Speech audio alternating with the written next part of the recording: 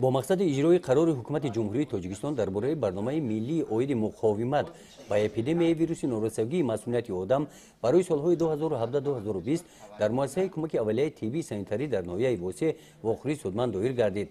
در این همایش قید کرده شد که سالهای اخیر شماره گرفتاران این بیماری می‌افزاید و این جامعه را به طرف گذاشتن نمی‌تواند. برای پیشگیری این بیماری طبیبان باید بین اهالی کارهای عامه‌فهمانی را وسعت داده از تشخیص طبی گذرند.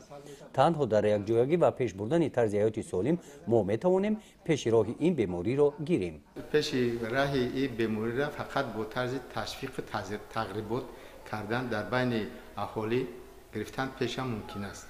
همین گونه همایش با اشتراک ساکنان در جامعه دهاتی به نام میرزاعلی وایسف دایر گردید.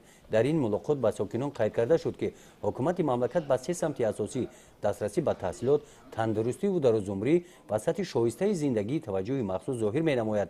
ما باید فرزندان را طرز تربیت کنیم که در زندگی آنها راه درست را انتخاب نمایند، علم و دانش‌های معاصر را از خود نمایند، کسب و هنرهای زمانوی را آموزند و آینده مقام ارزنده خود را در جامعه صاحب شده برای آیندگان از خود نام گذارند. گزارش خواجه نظریف خدای نظر ظهوروف از ناحیه واسع برای برنامه اطلاعاتی نوید.